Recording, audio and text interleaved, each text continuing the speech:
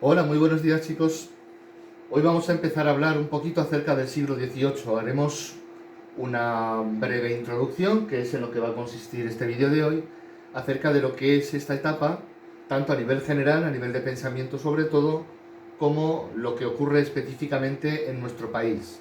Como ya os comenté, va a ser algo bastante sucinto, muy resumido, así que vamos a empezar con él. A ver, el siglo XVIII es lo que nosotros conocemos básicamente como el siglo de la Ilustración. ¿Qué es la Ilustración? Se trata de un movimiento de reforma. Un movimiento de reforma que pretende mejorar la calidad de vida de la gente, pero no dejando que esta gente considere que es lo mejor para ellos. Porque al fin y al cabo, como ya veremos a continuación, la gente que va a estar al cargo del país y de las instituciones van a ser personas de una muy elevada condición intelectual y consideran que ellos son precisamente por esa condición intelectual los más preparados para indicar a los demás cómo tienen que llevar su vida o en qué cosas han de mejorar, qué cosas deben hacer mejor, en qué se debe progresar, etc. Pero si hay una palabra, una sola, que resume y es la base de todo el movimiento de la Ilustración, es la razón. Se considera que para poder alcanzar la felicidad hay que ser lógicos, hay que ser razonables y que todo debe estar sometido a normas. Porque nosotros, la gente más elevada, sabemos cuáles son las maneras en que vosotros, pobres desgraciados, tenéis que vivir para vivir en mejores condiciones, pues vamos a poner las normas básicas para que vosotros las cumpláis. Porque si lo hacéis, desde luego, mejorará vuestra calidad de vida y también la condición general, tanto económica como social, del país en el que se encuentre. Entonces es una manera de intentar ayudar a la gente centrándose en algunos aspectos en los que España, y bueno, el conjunto de la ciudadanía, en este caso todavía no estamos hablando de España en concreto, pues llevaba un atraso bastante considerable. Se trata, por tanto, de intentar romper los moldes con una época anterior, el barroco, donde ya sabemos que había muchísima oscuridad, mucho pesimismo, y la manera que se considera más adecuada para arreglar las cosas es precisamente regularizarlo todo, ponerle normas a todo y que todo esté sujeto a la razón. Bien, ¿cuáles van a ser las reformas más importantes a nivel general? En primer lugar, imagino que ya sois conscientes de que la Ilustración se inicia en Francia y que de ahí se expande con relativa facilidad y bastante rapidez al resto de Europa. Evidentemente hay lugares a donde no va a llegar y hay otros que se empeñan en que ese nuevo tipo de ideas reformistas no se introduzcan en su país, porque eso implicaría evidentemente una pérdida de control sobre la situación política en la que se encuentra cada uno. Pero en general de lo que se trata es de lo siguiente. A ver, lo más destacado, quizá lo que más se conoce, es lo que se conoce como el despotismo ilustrado, que se resume en esa oración que aparece ahí: todo para el pueblo, pero sin el pueblo. Es un poco volver a la idea que hemos citado hace un momento. Los dirigentes van a ser intelectuales que desde su perspectiva de un gran conocimiento de las cosas imparten cuáles tienen que ser las normas o diseñan cuáles tienen que ser las normas, los modelos de comportamiento y también las mejoras que convienen a una sociedad cuya gran mayoría de habitantes son analfabetos. Por eso con el pueblo no se cuenta. Se supone que se hace todo para el bienestar del pueblo, pero sin contar ni con su opinión ni con sus deseos. Por eso es despótico, porque lo hacen desde una posición de poder, pero es ilustrado porque lo que se pretende favorecer, como ya veremos, es sobre todo el bienestar a todos los niveles y sobre todo también la educación. Porque se considera, como veremos a continuación, que la educación es un poco el germen del cual tiene que surgir una nueva sociedad mucho más preparada y a la que podamos encargar cualquier tipo perdón, de empresa que permita un desarrollo mejor de la misma. Bien, otra de las reformas importantes es la teoría del bienestar social.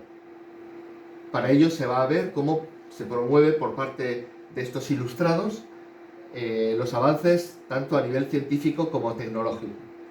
Esta va a ser una época de gran cantidad de avances en la medicina, en las técnicas. Aquí es cuando se inventa, por ejemplo, y ya se regulariza como norma básica la utilización del metro como unidad de medida.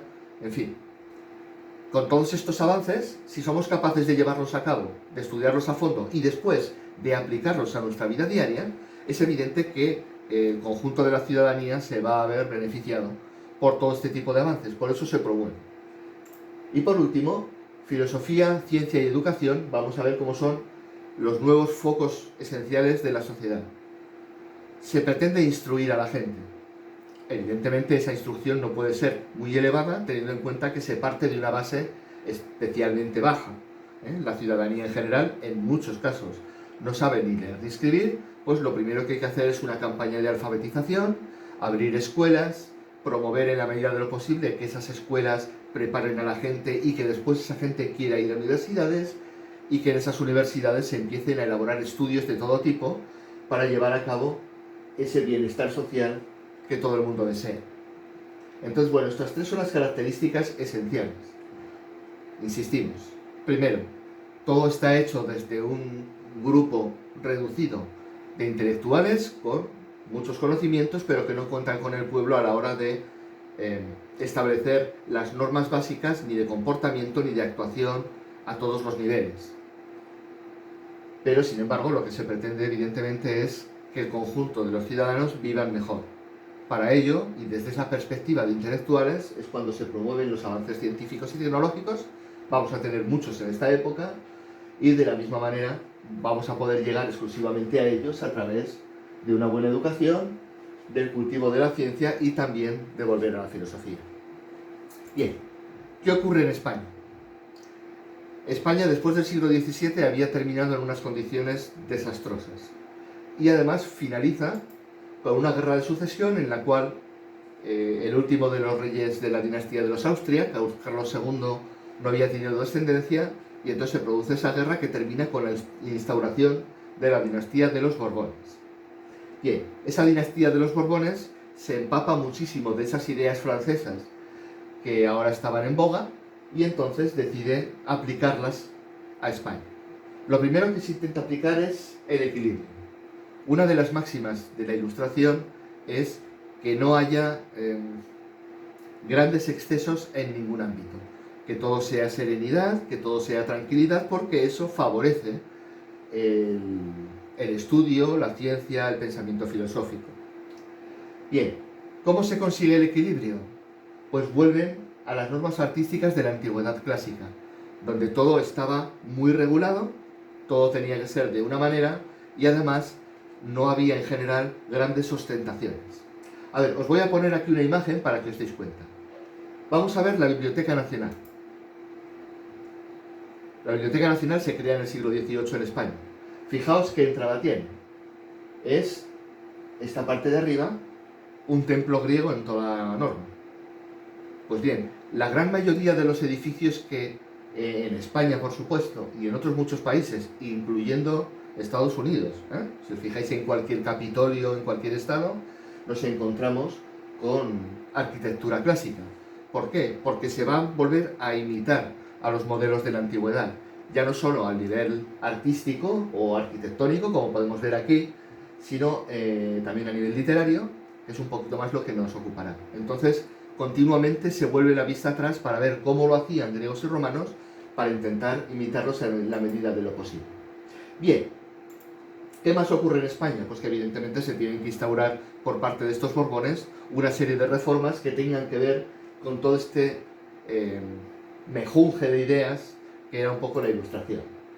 Bien, las primeras reformas son las políticas. Se produce una centralización. La monarquía acapara todo el poder, incluso echando o desmarcándose de la religión. Hasta ese momento los jesuitas, por ejemplo, eran los que habían tenido la mayor parte de las universidades en España y esta época es en la que se les expulsa para evitar que puedan interferir en lo que la monarquía quiere hacer. Entonces la monarquía acapara todo el poder y evidentemente eso todavía incide más en esto del absolutismo o la pervivencia del antiguo régimen que se va a producir.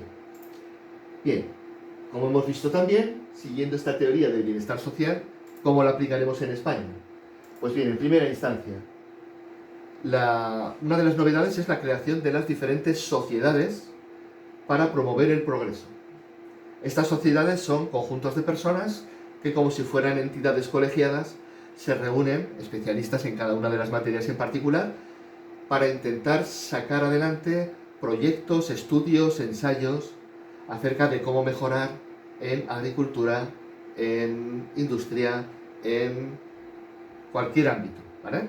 Tanto económico como incluso de comportamiento, aunque realmente los más relevantes son los de ámbito económico o los que tienen que ver con diferentes aspectos o ámbitos laborales, ¿eh?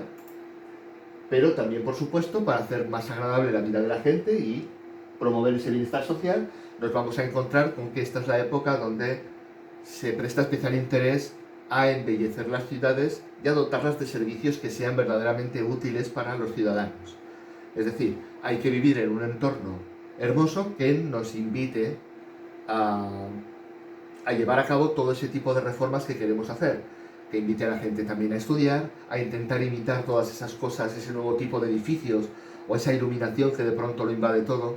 Es decir, progresos que sirvan para beneficiar la vida cotidiana de la gente. Entonces, bueno, evidentemente, la ciudadanía se hace eco de este tipo de cosas y, por supuesto, les gusta. Bien, a nivel cultural vamos a encontrar otros dos tipos básicos de reformas, que son las siguientes. En primera instancia, quizá la más importante, la reforma de la enseñanza tanto pública como universitaria. Como hemos dicho antes, se intenta acercar la cultura a todo el mundo, porque la educación es el pilar básico de esta nueva sociedad. Y evidentemente eso solo puede producirse si hay escuelas públicas a las que todo el mundo pueda acceder, sin necesidad de estar haciendo un gran desembolso económico, y si hay accesibilidad para todo el mundo, evidentemente eso promoverá que la población se alfabetice, pueda estudiar, adquiera conocimientos, para que después pueda poner esos conocimientos en beneficio de la comunidad. Ya veremos cómo todo en el siglo XVIII tiene que tener una utilidad práctica, y todo aquello que no tiene utilidad práctica se desecha. A nivel literario lo veremos, por ejemplo, con el tema de los poemas, las anacreónticas, pero lo básico es que todo aquello que nosotros podamos aprender, después lo desarrollemos y lo enfoquemos para un servicio comunitario. Y de esa manera todo el mundo se beneficiará y tendremos más bienestar social con aquello que nosotros hemos podido aprender precisamente gracias a las reformas que ha hecho, en este caso, el gobierno monárquico. Bien, también se crean academias para acercar a la gente a las universidades y se contacta con intelectuales extranjeros que puedan aportar nuevas ideas de las cuales los españoles nos empapemos para empezar a desarrollar acciones de progreso dentro de nuestro país. La otra novedad a nivel cultural es el intento de difundir la cultura. ¿Cómo lo hacen? Pues bueno, básicamente a través de creación de organismos que recogen los saberes y fijan las normas acerca de los mismos. Esta es la época donde se crea la Real Academia de la Lengua, la Real Academia de la Historia, cuando se crea también la Biblioteca Nacional. ¿Por qué?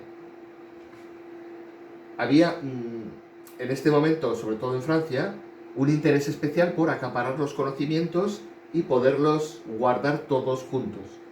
Esta época es la que se crea la enciclopedia como gran conjunto de saberes en Francia. Aquí en España se intenta hacer lo mismo. ¿Cómo hacer que la gente hable bien? Pues creando una academia de la lengua que indique cuáles son las verdaderas normas y correctas para poder hablar bien. Entonces hay que poner normas, como hemos visto ahí a la derecha, para que la gente sepa cómo hacerlo. Se crea una gramática, se crea un vocabulario y de esa manera, pues bueno, el conjunto de la ciudadanía sabe cuáles son esas normas a las que atenerse. Lo mismo va a ocurrir con la Biblioteca Nacional. Lo que se intenta es recoger al menos un volumen de cada libro que se ha publicado en España desde los inicios de las publicaciones. Así todo el mundo tiene la posibilidad de acceder a ellas en un momento dado. Bien, esto es un poquito la introducción al siglo XVIII y continuaremos el próximo día dando mayores características acerca de movimientos literarios, autores, tendencias, etc. Nos vemos, hasta luego.